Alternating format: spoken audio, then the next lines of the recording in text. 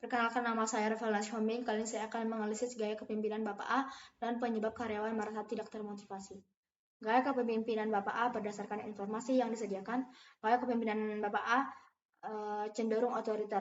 Gaya kepemimpinan ini ditandai dengan dominasi penuh atas pengambilan keputusan tanpa melibatkan karyawan, serta jarang memberikan umpan balik yang positif dan atau penghargaan kepada mereka.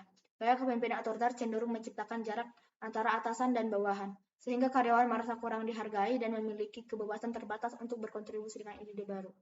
Adapun faktor-faktor penyebab karyawan tidak merasa termotivasi adalah kurangnya umpan balik.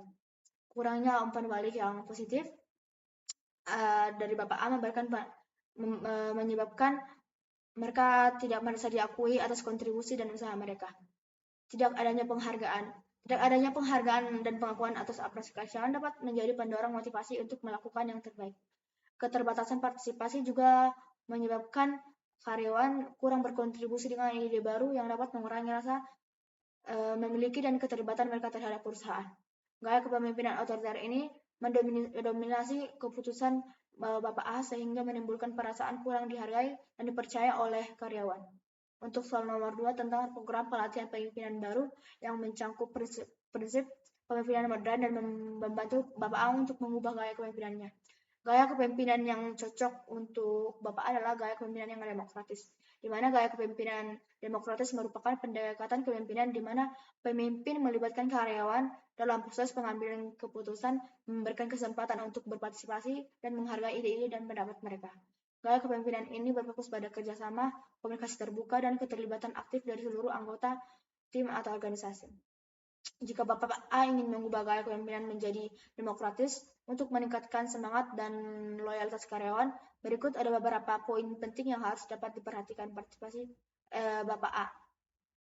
1. Komunikasi terbuka. 2. Mendorong inisiatif dan ide baru. 3. Pembagian tanggung jawab. 4. Pemberdayaan karyawan. 5. Pendekatan terbuka. 6. Mentoring dan pembinaan. 7. Responsif terhadap masalah. Penerapan gaya kepemimpinan ini membutuhkan kesabaran dan komitmen dari Bapak A. Namun dengan membangun lingkungan kerja yang inklusif, kolaboratif, dapat meningkatkan motivasi, semangat, dan loyalitas karyawan terhadap perusahaan. Untuk soal nomor 3 tentang bagaimana proses implementasi program pelatihan. Cara implementasi program pelatihan yang melibatkan kerjasama antara tim HR dan manajemen senior di perusahaan XYZ dengan cara mengidentifikasikan kebutuhan. Tim HR dan manajemen senior perlu melakukan analisis lebih lanjut untuk mengidentifikasikan kebutuhan pelatihan dan mengukur tingkat kepuasan dan motivasi karyawan. Kedua, merancang program berdasarkan hasil analisis. Merancang program pelatihan sesuai dengan prinsip-prinsip modern dan kebutuhan perusahaan. Ketiga, melakukan sosialisasi program. Sosialisasi program kepada seluruh karyawan dan menjelaskan manfaat bagi perkembangan mereka dan perusahaan secara keseluruhan. Dan melakukan implementasi pelatihan juga dapat membuat karyawan menjadi lebih baik. Kepemantauan dan dukungan tim HR dan manajemen senior perlu juga membantu program pelaksanaan program dan memberikan dukungan bagi Bapak A untuk mengubah gaya kepemimpinannya.